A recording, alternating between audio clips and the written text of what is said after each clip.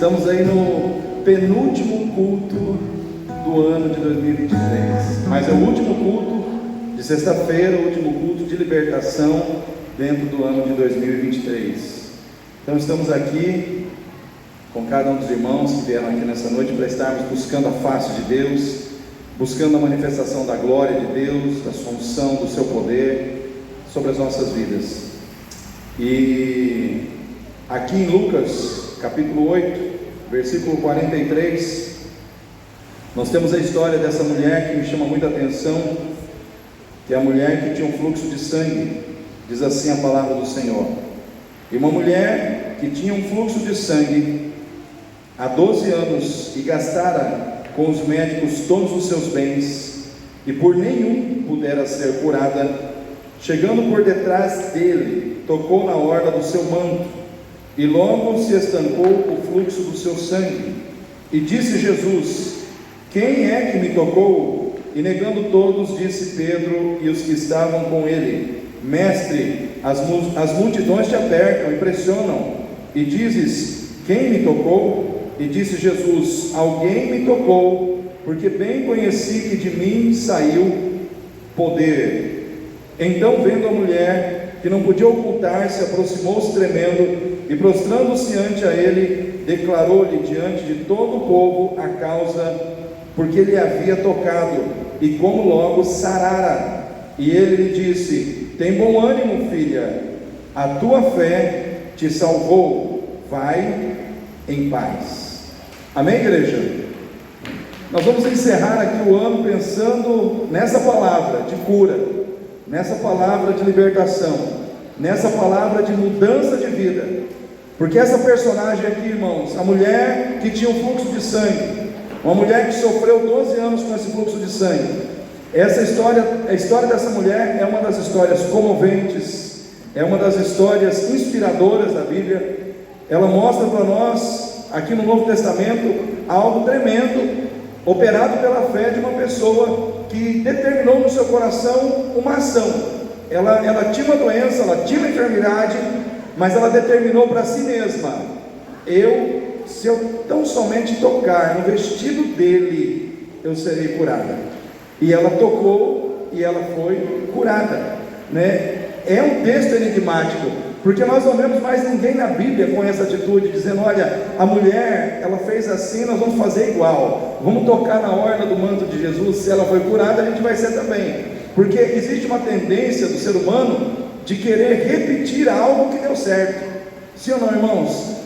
Deu certo com ela, vai dar certo comigo, vamos fazer todo mundo igual. Mas não houve essa situação, não houve essa repetição desse acontecimento e outra pessoa fazendo da mesma forma. Essa mulher se tornou única na Bíblia, né? Ela tocou na orla do manto de Jesus e ela foi curada.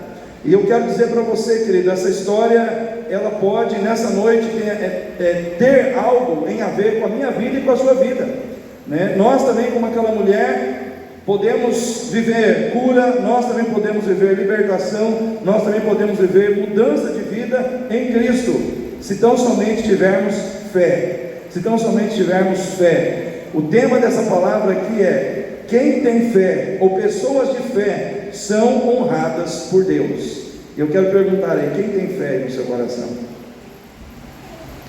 Se você tem fé, querido, eu quero dizer para você, nesta noite, Deus pode te honrar. Deus pode honrar a sua vida, Deus pode honrar a minha vida, porque o Senhor, Ele responde à nossa fé.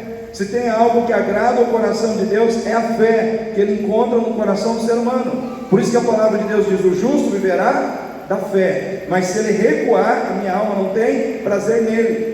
O Senhor, Ele quer ser crido, Ele quer que a gente creia, que a gente acredite na sua fidelidade, que a gente acredite na sua palavra, que a gente acredite na sua capacidade de cumprir o que Ele prometeu. Isso é fé.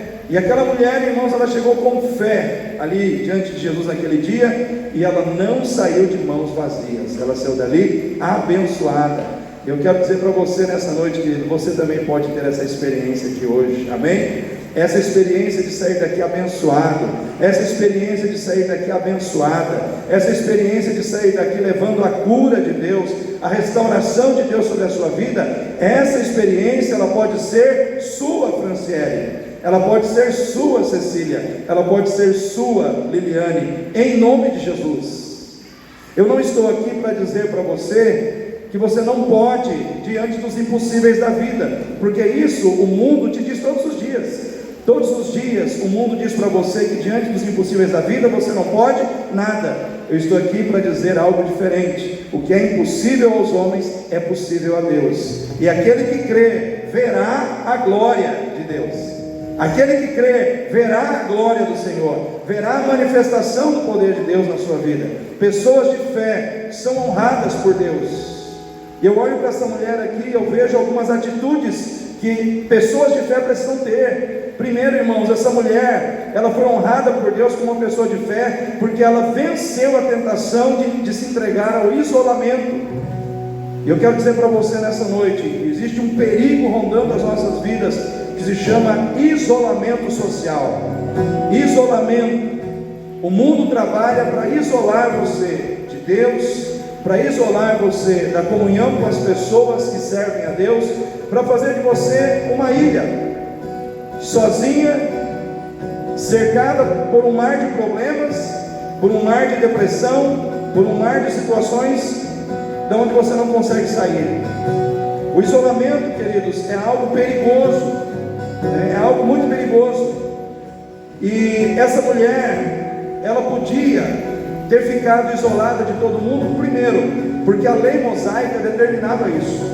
Uma mulher que tinha um fluxo de sangue, até mesmo no período da menstruação, ela tinha que ficar isolada. Ela não podia ter convivência com os demais na sua vida religiosa, na sua vida social. Ela tinha que ficar encarcerada em casa, naquele período que as mulheres têm todo mês, pelo menos aquelas que ainda não chegaram na tão famosa menopausa, né?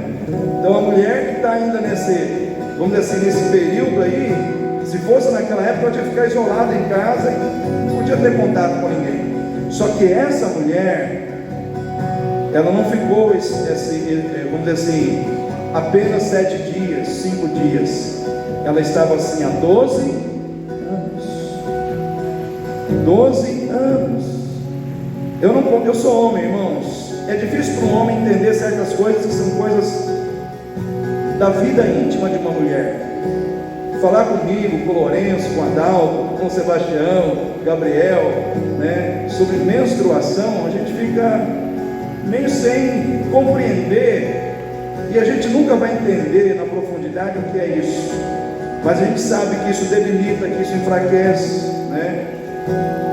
E eu conheço mulheres que quando ficam nesse período aí 5 dias, 6 dias, sei lá, 7 dias, tem gente que fica acamada até, dependendo do fluxo, né? Porque varia também de mulher para mulher.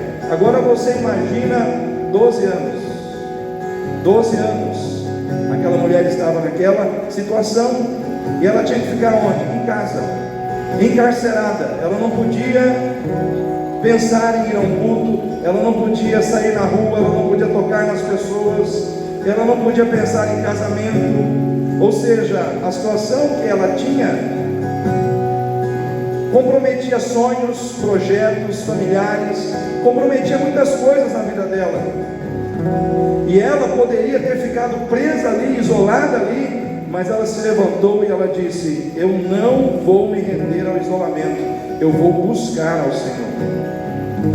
Eu vou buscar ao Senhor. E uma coisa que eu quero destacar aqui para vocês nessa noite, queridos, que Jesus não foi à casa dela curar ela, ela teve que ir ao encontro de Jesus. Quem tem fé se esforça. Quem tem fé dá passos de fé.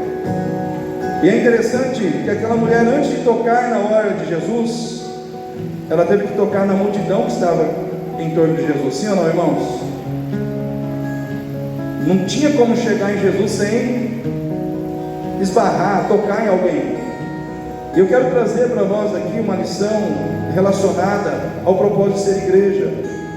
Não tem como você ter um relacionamento com Jesus ignorando a relação que você tem que ter com as pessoas que andam com Jesus. Amém? Vou repetir.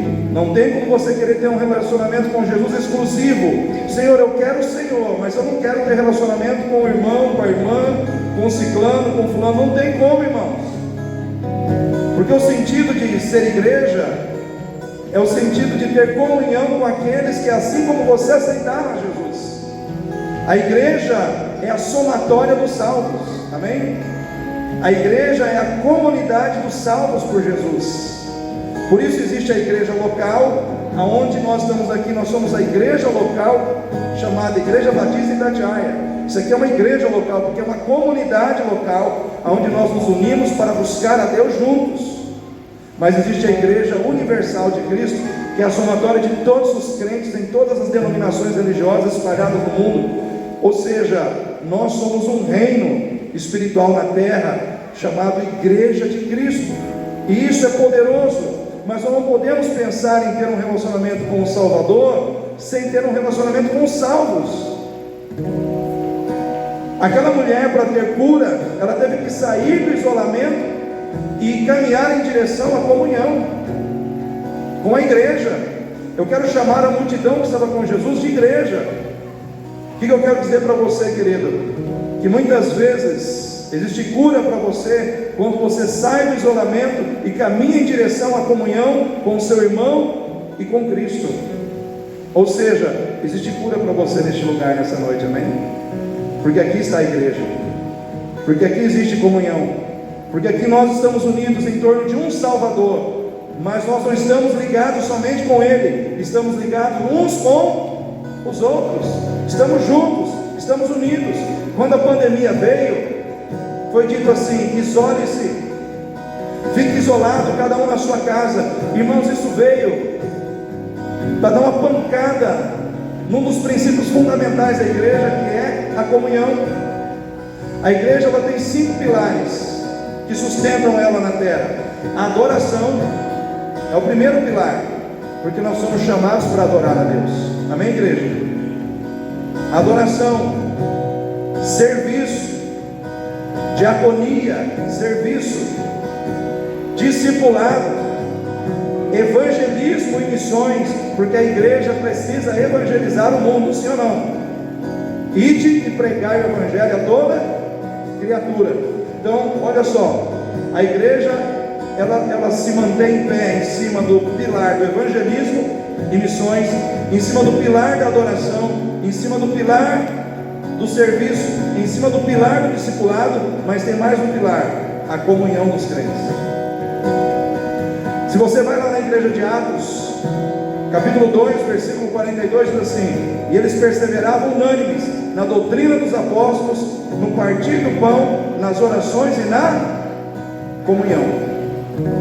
A igreja que nasceu, a igreja que é o protótipo de toda a igreja que existe hoje, a igreja chamada de primitiva, a igreja chamada de a igreja apostólica, ela era uma igreja que valorizava a comunhão, ela era uma igreja que vivia em comunhão, ela era uma igreja que buscava a comunhão, ela era uma igreja que crescia em comunhão. E a comunhão, ela nunca vai deixar de ser essencial na vida de uma igreja.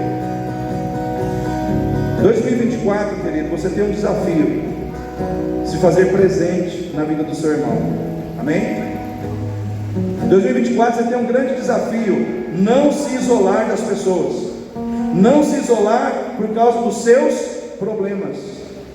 O que isola pessoas? Problemas mal resolvidos. Eu estava vendo um artigo de psicologia, onde o psicólogo disse assim: por que pessoas se isolam? Medo é um dos motivos, fobias, frustrações ou decepções com pessoas, depressão e por aí vai. Mas existe um último caso, que é aquela pessoa que ela não tem depressão, ela não tem fobia, ela não tem medo, ela é sadia, ela é saudável, mas ela decide se isolar. A psicologia chama isso de egoísmo. Uma pessoa que se isola, ela tende a se tornar uma pessoa cada vez mais egoísta, porque ela vive em torno apenas do seu mundo pessoal. Ela perde a percepção do valor do outro na vida dela e a percepção do valor dela na vida do outro. E eu vi uma frase interessante que ele disse, que o psicólogo disse assim: a pessoa tende a ficar egoísta por quê? Porque ela aprende a estabelecer em si mesma parâmetro de todas as coisas. Ou seja, a pessoa se considera o parâmetro dela mesma, de certo, de errado. Então uma pessoa que se isola, ela acaba vivendo em torno de interesses egoístas. Abra sua Bíblia em Provérbios 18. Olha aí, eu não sei se esse psicólogo leu Provérbios 18 e tirou isso da Bíblia, mas abra aí, Provérbios 18. Provérbios 18.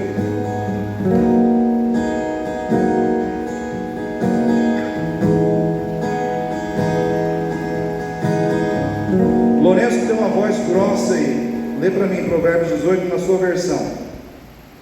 Faz seu próprio desejo aqueles que se separam, eles insurgem-se contra a verdadeira sabedoria. Aqueles que se separam, aqueles que se isolam. Na minha versão aqui está assim: quem não gosta de estar na companhia dos outros, só está interessado em si mesmo e rejeita todos os bons conselhos. Aí o versículo seguinte: o tolo não se interessa em aprender, mas só em dar as suas próprias opiniões. Quem tem outra versão? Aurinete.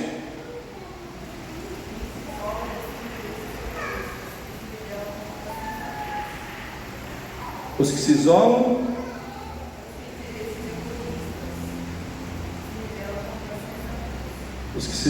buscam interesses egoístas e se rebelam contra a sensatez. Ou seja, se você ver, tem várias versões e todos falam de isolamento, de isolamento, de isolamento. E o isolamento, ele é associado ao egoísmo e à falta de senso, de bom senso. Então eu quero dizer para você, querido, às vezes nós estamos doentes do corpo, mas também estamos doentes da cabeça e da alma. Aquela mulher, ela poderia ter se isolado, mas ela preferiu buscar a comunhão. E buscar a comunhão ali com Jesus envolvia estar junto com aquelas pessoas e sofrer, muitas vezes, talvez, a condenação ou a crítica de alguém que pudesse ver ela ali. Ela poderia ali encontrar com alguém que poderia dizer: você não deveria estar aqui, você está aqui indevidamente. Ela poderia ser criticada, sim ou não, irmãos? Ela poderia ser desprezada, ela poderia ser ridicularizada, ela poderia ser exposta, mas mesmo assim ela disse: vale a pena para estar com Jesus.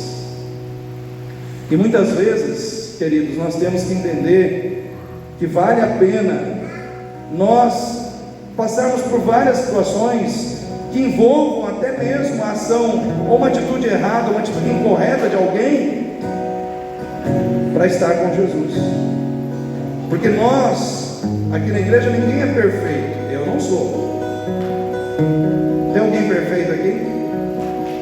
Se tiver, eu vou orar para Deus levar você agora, porque senão você vai sofrer demais aqui, né? Porque é tanta gente imperfeita, né, irmãos?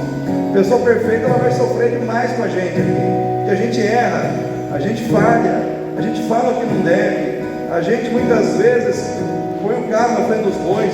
Sim ou não, irmãos? Porque nós somos seres humanos falhos, imperfeitos, mas nós temos que pagar o preço da comunhão, irmãos. Eu lembro que uma vez um pastor falou, eu gravei isso na cabeça. Ele disse: olha, quando veio o dilúvio, na época de Noé, todo mundo foi colocado na arca, e aqueles animais estavam lá na arca. Imagina a quantidade de bicho que tinha lá dentro, da ave, era réptil, eram animais grandes, pequenos. E lá dentro, os animais, eles defecavam, sim ou não, irmãos? Vocês acham que os animais comiam e... né? Não, irmãos, eles defecavam. Então lá dentro da arca, tinha um cheiro, às vezes desagradável, sim ou não? Mas com o cheiro desagradável que tinha lá dentro, ainda era melhor estar lá dentro, porque apesar do cheiro desagradável, lá dentro tinha vida e lá fora tinha morte. Então muitas vezes nós criticamos a igreja, nós criticamos a comunhão, nós criticamos, irmãos, pessoas dentro da igreja, mas a igreja, eu como pastor da igreja, eu tenho que zelar o quê? Pela comunhão. Por que a gente faz retiro?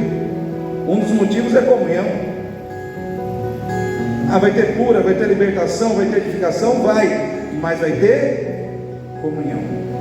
Irmãos, eu sou da comunhão. Eu sou da comunhão.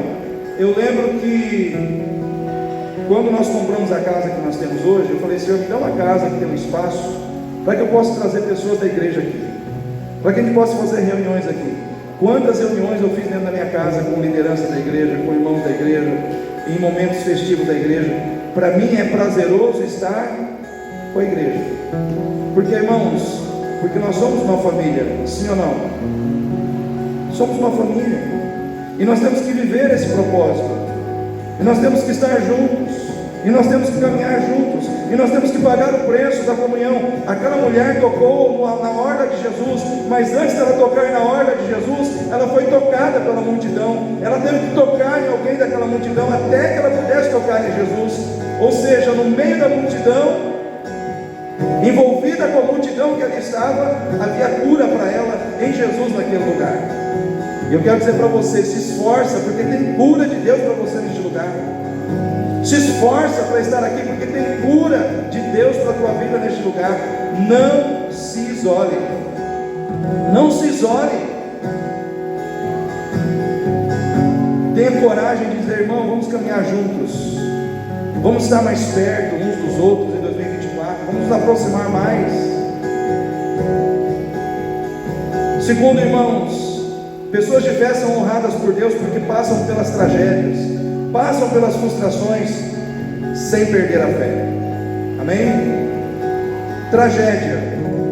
Eu gosto muito de buscar o significado das palavras. Tragédia: situação problemática gravíssima, gerada pela negligência humana ou por fatores externos e internos que independem da vontade do homem e que geram perdas e sofrimentos extremos que não podem ser impedidos e muitas vezes nem resolvidos. Isso é uma tragédia. Então existem tragédias que são geradas pela negligência humana. Por exemplo, uma pessoa desce a 200 por hora nessa avenida aqui, vai passando com 5 crianças, um pai, uma mãe, e essa pessoa atropela essa família e mata todo mundo. É ou não é uma tragédia, irmãos? É uma tragédia natural ou uma tragédia gerada pela negligência do ser humano? Negligência do ser humano. Agora vamos lá. Vem um tsunami, engole um monte de casas aí no litoral do sul aí, pessoas perdem casas, pessoas morrem. Isso é uma tragédia gerada pela negligência do homem ou uma tragédia gerada por situações ambientais que estão fora do controle humano? Mas tudo é tragédia, sim ou não, irmãos? Tudo é tragédia. Agora uma pessoa, vamos olhar para o caso dessa mulher, que adquire uma enfermidade, que não tem cura, um fluxo de sangue, 12 anos, que impede ela de ter uma vida social, que impede ela de casar, que impede ela, irmãos, de sair de casa. Isso é uma tragédia social, sanitária, mas é uma tragédia. É uma tragédia na vida de uma pessoa. Às vezes a tragédia, ela está concentrada na vida de uma pessoa. Às vezes está todo mundo vivendo bem, mas uma pessoa está vivendo uma situação de tragédia. Às vezes tem multidão de gente aqui, está tudo bem, está terminando 2023 só na bênção, só na vitória, é só a comemoração, mas tem uma pessoa aqui que está vivendo uma tragédia pessoal, porque é um problema que entrou na vida dessa pessoa, é um problema que aparentemente é difícil de resolver, que aparentemente não tem solução, é um problema que tem trazido perda, que tem trazido dor, que tem trazido sofrimento, é uma tragédia pessoal. A tragédia dessa mulher era uma tragédia da vida dela. Então tinha a situação da tragédia presente na vida daquela mulher, tinha a situação da frustração, porque ela não encontrava apoio, ela se frustrou com as pessoas, ela se frustrou, irmãos, com a religião que dizia para ela que ela tinha que ficar em casa, que ela não poderia sair, ela se frustrou com as circunstâncias da vida, porque ela via pessoas fazendo o que ela gostaria de fazer, ela não podia. Mas apesar de toda a frustração, presta atenção no que eu estou falando, apesar de toda a frustração, apesar de toda a tragédia que estava na vida daquela mulher, você olha para ela e ela estava buscando a Deus. Com tragédia, buscando a Deus. Com frustração, buscando a Deus. Passando situações difíceis na vida, mas ainda acreditando que tudo podia mudar. A tragédia era grande, as frustrações eram grandes, mas no coração daquela mulher, Deus era maior. Amém, igreja? Às vezes as tragédias vêm, às vezes as frustrações vêm, e às vezes elas batem na vida da gente, às vezes elas fazem a gente chorar, às vezes as tragédias são grandes, as decepções são grandes, mas nós nunca podemos deixar, irmãos, de lembrar que Deus é maior que tudo isso na nossa vida. O brilho da grandeza de Deus na vida daquela mulher era maior que o brilho das suas tragédias. O que é que está brilhando mais no seu coração aqui nessa noite? A grandeza de Deus ou a grandeza dos seus problemas? O que é que está brilhando mais no seu coração hoje, crente? A grandeza do Deus Todo-Poderoso ou a grandeza das tragédias que tem vindo na sua vida e feito você chorar? Na vida daquela mulher era Jesus. Irmãos, havia uma tragédia financeira na vida dela também, porque se você ler aqui, está dizendo que ela gastou tudo que ela tinha. Com quem? Com os médicos. E eles não puderam fazer nada. Ou seja, doente, frustrada, sem dinheiro no bolso. Irmãos, quer uma situação mais ruim do que essa? Só que ainda assim, ela estava olhando para Jesus, buscando Jesus e crendo que nele estava a solução para a sua vida. Eu quero dizer para você, querido, toda a solução que Deus tem para você está em Jesus. Existe solução em Jesus para você aqui hoje. O que as pessoas não puderam fazer por você, Jesus pode. As perdas que você teve lá fora, Jesus pode te restituir aqui dentro. Porque tudo é possível àquele que crê. Pessoas de fé passam pelas tragédias, passam pelas frustrações, mas não perdem a sua fé. Não perdem a sua fé. Quem lembra de Jó? Jó foi um homem que Deus permitiu que ele fosse exposto a todas as ações mais terríveis de Satanás.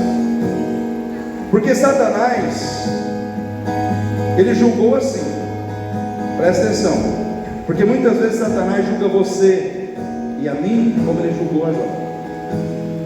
Porque Deus chamou todos os anjos e junto com eles apareceu Satanás lá no céu. Não vamos entrar em teologia aqui agora, irmão, para falar, mas por que Deus permitiu que Satanás fosse lá, irmão? Depois você pergunta para Deus, aí é outra história. Ele estava lá. A Bíblia diz que ele estava lá. E ele chegou lá peitudo. Porque Deus falou, de onde você vem? Ele falou, eu venho de rodear a terra. Tipo assim, ele quis dar uma zombada, sabe, em Deus, dizendo assim, ó, tá vendo a terra que o Senhor criou? Tá tudo dominado, tá na minha mão. Ele quis meio que dar uma afrontada no Senhor. O Senhor falou, você viu o coração de Jó?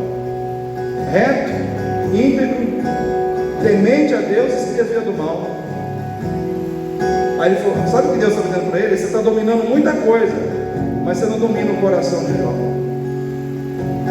Aí ó, que Satanás falou, mas também o Senhor deu para ele bens, o Senhor deu para ele fartura. Sabe o que Satanás quis dizer, irmão? Ele quis dizer assim, ele te serve pelas coisas que ele tem. Se o Senhor tirar o que ele tem, ele não vai te servir. Na cabeça de Satanás, você serve a Deus pelas coisas que ele te dá, pelo dinheiro que ele coloca no seu bolso, pelo bom emprego que ele te dá. Só que Deus, ele sabia que Jó o servia e o adorava não pelas coisas que ele tinha recebido. Ele adorava a Deus por quem Deus era. Não tem uma música que diz assim, Eu aprendi a te adorar pelo que és. Eu não lembro agora, eu esqueci o começo. Minha fé não está firmada naquilo que podes fazer, pois eu aprendi a te adorar pelo que és. Se Deus fizer, Ele é Deus, e se não fizer, Ele continua sendo Deus. Jó, ele adorava a Deus por quem Deus era. Por que você adora a Deus hoje? Por que você adora a Deus? Você adora a Deus pelo que Ele faz, ou você adora a Deus pelo que Ele é? Porque, irmãos, tem uma diferença de louvor e adoração, sabia? Quando você louva a Deus, você está exaltando a Deus pelo que Ele faz. Vamos louvar a Deus porque Ele curou. Vamos louvar a Deus porque Ele abriu o mar vermelho. Vamos louvar a Deus porque Ele restaurou. Louvor, louvor, louvor. É a exaltação aos feitos de Deus. Adoração é mais profundo. Se Deus abriu o mar vermelho, amém. E se não abrir, Ele é Deus. Eu não adoro a Deus pelo que Ele faz, eu adoro a Deus pelo que Ele é. Eu adoro a Deus pelo que Ele é. Pelo que Ele é. Nós gostamos de um Deus que faz, mas se Ele não fizer, eu tenho que continuar adorando a Ele, porque Ele é Deus. Porque Ele é Deus sobre a minha vida, porque Ele é Deus sobre a sua vida. E é difícil para o ser humano entender essas coisas, porque a gente só quer ver Deus fazendo. E aí quando Deus se cala, e quando Deus faz silêncio, você tem que continuar adorando a Deus. Quando Deus tirou José de Jacó, de Israel, Israel só foi descobrir que José estava vivo 20 anos depois. 20 anos Deus permitiu que aquele pai vivesse pensando que seu filho estava morto. Nossa, pastor, mas Deus deixou ele 20 anos sofrendo. E nesses 20 anos ele teve que adorar a Deus. Você consegue entender isso? Existem momentos na nossa vida em que Deus faz silêncio para nós, porque Ele quer ver, Ele quer mostrar para você onde está o seu coração. Se o seu coração está nas coisas, ou se o seu coração está nele. Só que depois de 20 anos, Deus trouxe de volta a alegria daquele pai, dizendo: seu filho está vivo. Eu trabalho no silêncio. Eu trabalho no silêncio, mas eu trabalho. Deus trabalha, irmãos. Pessoas de fé passam pelas tragédias, passam pelas decepções, mas não perdem a sua fé. Jó passou pela perda. Ele perdeu os bens, ele perdeu os filhos, ele perdeu a saúde, mas ele não perdeu a sua fé. E porque ele não perdeu a sua fé, Deus trouxe de volta tudo que ele perdeu, dobrado. Então eu quero dizer para você que perca o que tiver que perder, mas não perca a sua fé no Senhor. Amém, igreja? A mulher do fluxo de sangue, ela tinha perdido o seu dinheiro, ela tinha perdido os seus recursos, mas ela tinha fé, porque a sua fé vai ser o canal que Deus vai usar para trazer para as suas mãos as bênçãos que Ele quer te entregar. Tanto é que Jesus disse para ela: mulher, vai em paz, a tua fé te curou, a tua fé te salvou. Irmãos, é pela fé nós vamos vencer. Pessoas de fé são honradas por Deus, porque passam pelo cansaço, pelo esgotamento, mas não desistem. Quem cansou em 2023 aí de alguma maneira? Levanta a mão aí quem cansou. Irmãos, quantos cansados chegaram ao final de 2023? Cansados, mas em pé. Talvez esgotados, mas em pé. Quantos de nós cansamos, irmãos? Quantas pessoas perderam o pique porque cansaram fisicamente, cansaram porque tiveram uma rotina extenuante no seu trabalho, correram de um lado para o outro, para trazer o dinheiro para dentro de casa, para pagar as contas, para trabalhar a questão de honrar os compromissos, de sustentar a família. Cansaram. Existe esse cansaço. Muitas pessoas cansaram assim. Mas também muitas pessoas cansaram espiritualmente.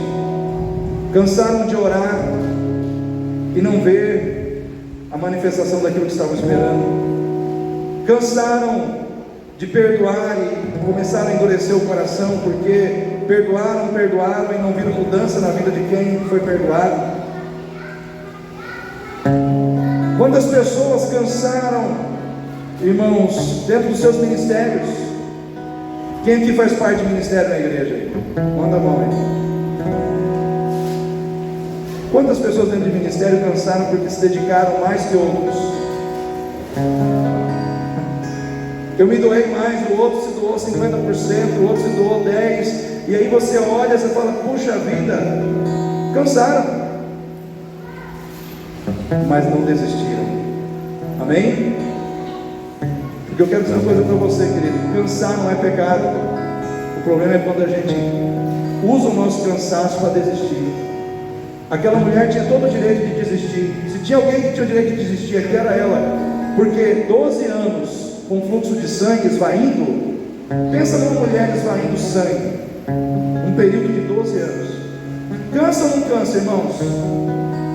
Enfraquece ou não enfraquece? Debilita ou não debilita? Como eu disse, sou homem, eu não sei o que é ficar menstruado, nunca vou saber, né? Mas eu entendo que uma mulher que esvai sangue, ela vai enfraquecendo, ela vai enfraquecendo, ela vai enfraquecendo.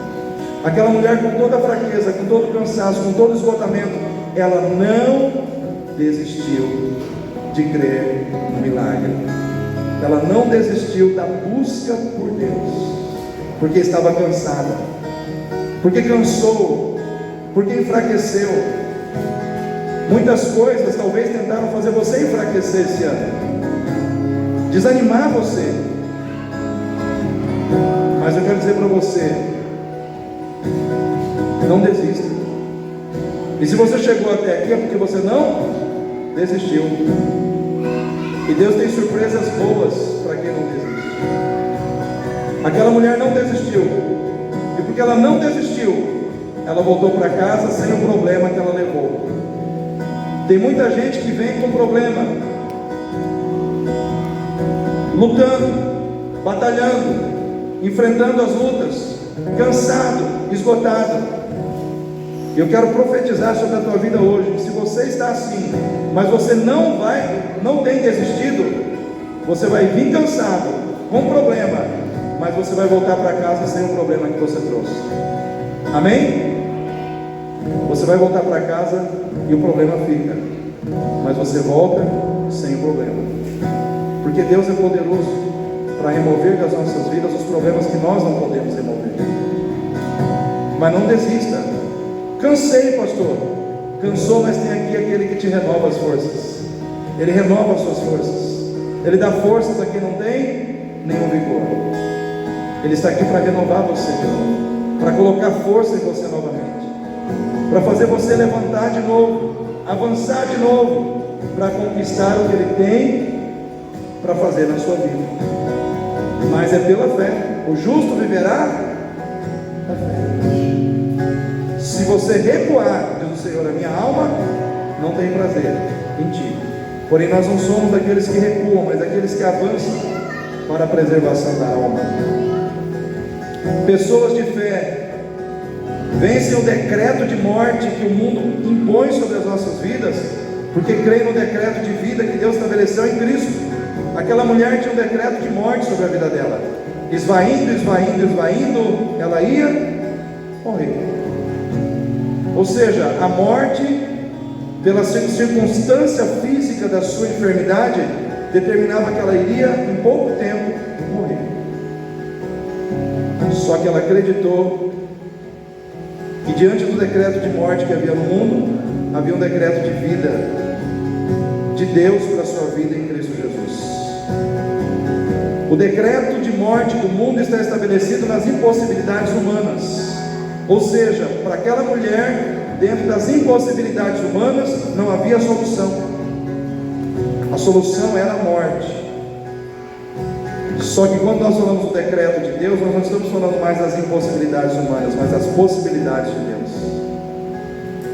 E para Deus, tudo é possível. Aquilo que é impossível aos homens, é possível a Deus. Então, o que eu digo para você hoje? Você pode caminhar nas impossibilidades humanas? Pode, mas você não precisa. Você pode caminhar nas possibilidades divinas, pela fé.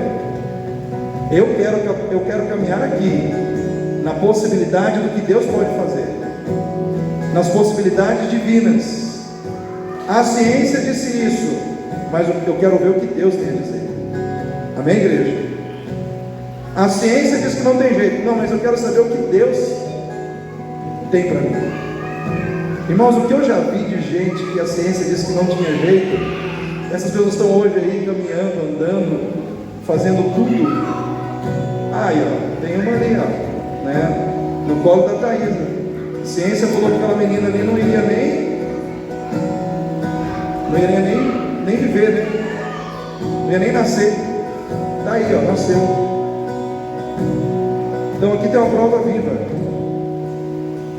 Não fique com o veredito do mundo, com o veredito dos homens, quando quem tem a última palavra na sua vida é o Senhor. Não fique com o veredito do mundo, quando quem tem o veredito final sobre a tua vida é Cristo. É Ele que tem a palavra final, é Ele que vai definir as situações da sua vida.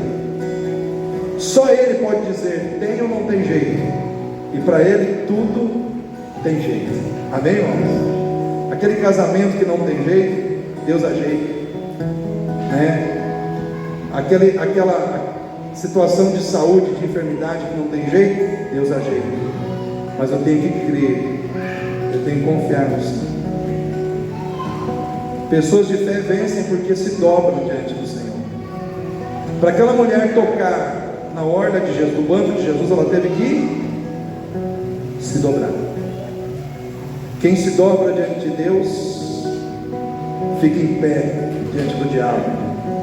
Quem se dobra diante de Deus, fica em pé diante das enfermidades. Quem se dobra diante do Senhor, se levanta restaurado. Aquela mulher se dobrou diante do Senhor, e quando ela levantou curada. Quero dizer para você nessa noite, aquele Deus que curou aquela mulher está aqui nessa noite, esperando que você se dobre diante dele, que você dobre diante dele o seu coração, que você dobre diante dele o seu espírito, e diga: Senhor, estou aqui, eu creio em ti, eu creio no teu agir. Em último lugar, pessoas de fé são honradas porque têm coragem de compartilhar com todo mundo o que Jesus fez na sua vida. Quando Jesus diz: alguém me tocou, os discípulos falaram: Senhor, mas tem um monte de gente tocando o Senhor. Ele falou: não, mas alguém me tocou diferente, porque eu sei que de mim saiu poder, saiu virtude. Aí a mulher se levantou e disse: Senhor, eu vou falar. E aí diz que ela contou tudo, por que ela havia tocado. Naquele momento ali, ela deu testemunho para todo mundo que estava ali sobre quem era Jesus na sua vida. Eu quero dizer para você, se você é uma pessoa de fé, levante com coragem e autoridade, fale do que Ele tem feito com você. Fale do que o Senhor tem feito na sua vida, na vida da sua família. Mostre ao mundo que Ele é capaz, como a Thaisa fez agora. Falou da filha dela ali. O mundo disse que não podia, mas o Senhor curou minha filha. Ela está aqui. Fale do que Ele tem feito, porque quem fala do que Jesus já fez, vai ter coisas para falar do que Jesus ainda vai fazer. Porque a gratidão, ela abre portas para você receber mais do que você já tem recebido. Quem quer receber mais do que já tem recebido? Então agradeça, diga: Senhor, eu te agradeço porque o Senhor já fez isso, o Senhor já fez aquilo. O Senhor, meu Deus, fez isso na minha vida. A Ele a honra, a glória e o louvor. Quando você faz isso, você abre os céus para Deus fazer mais. Porque quem é grato, Deus continua abençoando, porque sabe que vai continuar testemunhando, que vai continuar falando, que vai continuar anunciando o os seus feitos, para a honra e glória do seu nome. Fique em pé nesse momento.